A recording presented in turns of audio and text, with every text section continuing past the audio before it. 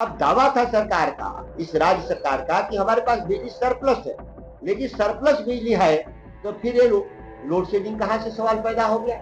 कहीं ना कहीं ये बिजली की अनियमितता है, सरकारी आंकड़े में हेरा फेरी है, या यह सेंट्रल ग्रिड को एक बिजली बेचते हैं। फिर मंत्री हो या सेक्रेटरी, केवल उनका एसी बंद कर दीजिए, एयर कंडीशन, तो पता चलेगा कि वो बेहोश हो जाएंगे। इतनी भयानक गर्मी में बिना बिजली के लोग कैसे रह रहे हैं बिहार के लोग।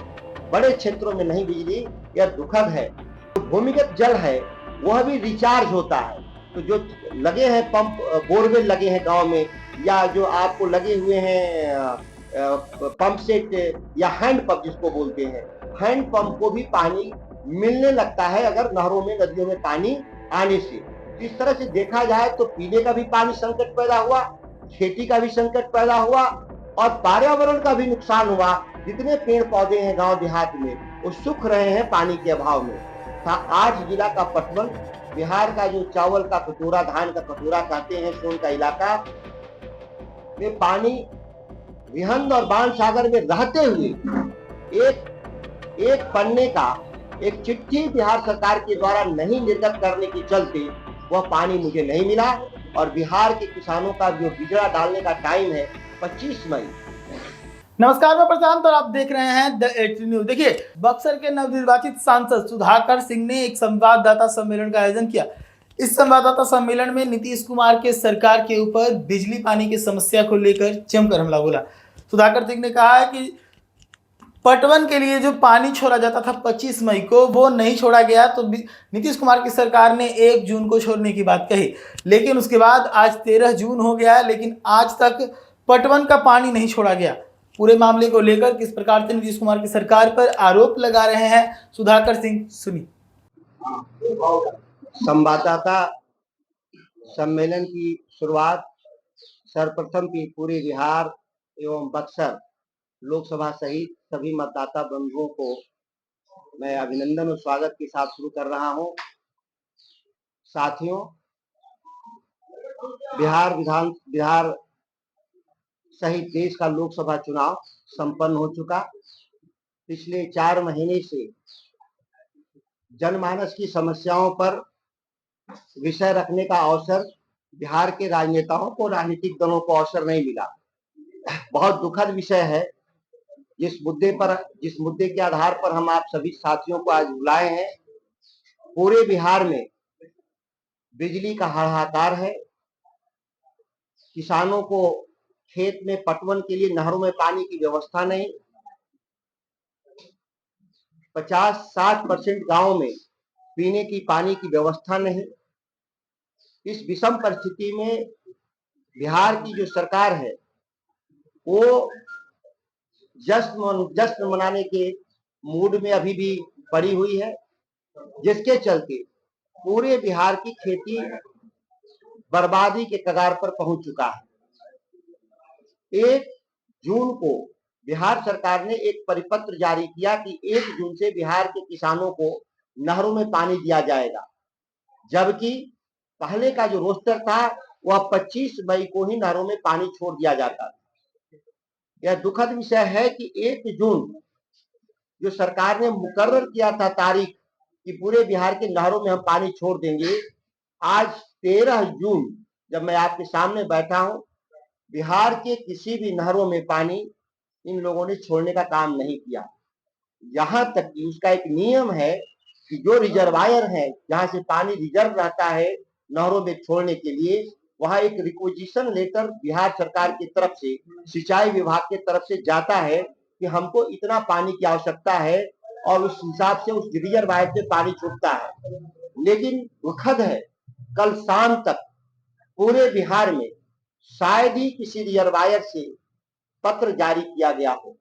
कई रिजर्वायर इतने दूरी पर उपस्थित है बिहार में, जैसे कि मध्य प्रदेश में बाणसागर, उत्तर प्रदेश में रिहंद, कि अगर आज रिक्वेजिशन जाए 13 तारीख को तो पानी मिनिमम 1 सप्ताह लगता है वहां से आने में। अमूमन अगर आज भी अगर मेरे प्रेस कॉन्फ्रेंस के बाद बिहार सरकार अगर जागेगी नींद से, तो भी 1 सप्ताह लगेगा पानी आने में। 8 जिला का पटवन बिहार का जो चावल का कटोरा, धान का कटोरा कहते हैं, सोन का इलाका में पानी विहंद और बाण सागर में रहते हुए एक पन्ने का एक चिट्ठी बिहार सरकार के द्वारा नहीं निर्गत करने के चलते वह पानी मुझे नहीं मिला। और बिहार के किसानों का जो बिजड़ा डालने का टाइम है 25 मई शुरू हो जाता है, रोहन नक्षत्र जिसको बोलते हैं आज, जबकि नॉर्थ साइड में, इस राज्य के बिहार के नॉर्थ साइड में वहां 15 मई से ही बीज डालने का काम शुरू हो जाता है। ये दुखद है। करमचट डैम जो है रोहतास और कैमूर के बॉर्डर पर, जिसके लिए एक पत्र 1 घंटे में भी जा सकता है, वहां पर भी अभी तक मेरी खबरों के हिसाब से कोई पत्र जारी नहीं हुआ। इस दुखद परिस्थिति से बिहार में केवल अनाज का ही संकट नहीं है, उन नहरों में पानी आने से जानवरों को भी गांव देहात में पानी पीने का व्यवस्था हो जाता है, पक्षियों को भी पानी, जब पूरे एकदम रेगिस्तान जैसा हो जाता है इलाका, उसमें पक्षियों को भी पानी मिलता है। यहाँ तक कि नदी के किनारे जो बसे लोग हैं वो पानी निकाल करके सब्जी की खेती करते हैं। बिहार के लोग नदियों के किनारे, अगर वह पानी नदियों में भी छोड़ दिया जाए तब, लेकिन आप देखें तो पूरा 1 महीना में पूरे बिहार की खेती को बर्बाद कर दिया गया।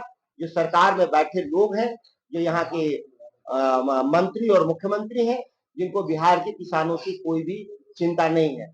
इस पानी के आने से और भी फायदा होता है, जो भूमिगत जल है वह भी रिचार्ज होता है। तो जो लगे हैं पंप, बोरवेल लगे हैं गांव में, या जो आपको लगे हुए हैं पंप सेट या हैंड पंप जिसको बोलते हैं, हैंड पंप को भी पानी मिलने लगता है अगर नहरों में, नदियों में पानी आने से। इस तरह से देखा जाए तो पीने का भी पानी संकट पैदा हुआ, खेती का भी संकट पैदा हुआ और पर्यावरण का भी नुकसान हुआ। जितने पेड़ पौधे हैं गांव देहात में वो सूख रहे हैं पानी के अभाव में। इसके अलावा जो दूसरा सोर्स है हमारे, जिससे हमको पानी मिल सकता है थोड़ा, या फिर हमारी गर्मी से राहत मिलता है, वो बिजली की। पूरे बिहार में सिस्टम इनका फेल है। ओवरलोडिंग के चलते लोड शेडिंग पूरे ग्रामीण सेक्टरों में जबरदस्त है। आप शहर में रहते होंगे, मैं शहर में नहीं रहता तो मैं नहीं बता सकता कि शहरों में ओवरलोडिंग है कि नहीं है, लेकिन बक्सर शहर में भी कई कॉलोनी के लोगों ने कहा कि ओवरलोडिंग की समस्या है और लोड शेड कर रहे हैं, 4 घंटा 6 घंटा रात में बिजली बंद कर रहे हैं। अब दावा था सरकार का, इस राज्य सरकार का, कि हमारे पास बिजली सरप्लस है, लेकिन सरप्लस बिजली है तो फिर ये लोड शेडिंग कहां से सवाल पैदा हो गया। कहीं ना कहीं ये बिजली की अनियमितता है, सरकारी आंकड़े में हेरा फेरी है, या यह सेंट्रल ग्रिड को एक बिजली बेचते हैं। क्योंकि इस समय बिजली महंगी हो जाती है तो बिहार के पदाधिकारी सेंट्रल ग्रिड को ये बिजली महंगी दर पे बेच देते हैं और फिर इसके बाद एक खेल कई बार हमने देखा है। संभावना में इस बात का भी मैं व्यक्त कर रहा हूं, इसकी भी जांच होगी तो बात खुलेगी कि बिहार में बिजली जाते हुए भी इन लोगों ने लोगों को बिजली नहीं दिया। इतना भयावह स्थिति है जिसका कल्पना नहीं कर सकते। इस गर्मी में पटना के सत्ता प्रतिष्ठान मंत्री हो या सेक्रेटरी, केवल उनका एसी बंद कर दीजिए, एयर कंडीशन, तो पता चलेगा कि वो बेहोश हो जाएंगे। इतनी भयानक गर्मी में बिना बिजली के लोग कैसे रह रहे हैं बिहार के लोग, बड़े क्षेत्रों में नहीं बिजली, यह दुखद है। तो अभी आप सुन रहे थे जगदानंद सिंह के बेटे सुधाकर सिंह को। सुधाकर सिंह ने आरोप लगाया नीतीश सरकार के ऊपर कि नीतीश की सरकार जो है वो किसानों को नजरअंदाज कर रही है। बिजली जो है वो आधे से ज्यादा प्रदेश में गायब है। तो पानी को लेकर उन्होंने कहा कि पानी की समस्या हर जगह है। नहरों में जो पानी छोड़ा जाता था 25 मई को, वो 25 मई को नहीं छोड़ा गया। उसके बाद नीतीश सरकार ने वादा किया कि 1 जून को छोड़ा जाएगा, लेकिन आज 13 जून हो गया, आज तक पानी नहीं छोड़ा गया। क्या कुछ कहा उन्होंने साफ तौर पर सुना। तो ऐसे ही तमाम खबरों के लिए जुड़े रहिएगा द एज न्यूज़ के साथ। धन्यवाद।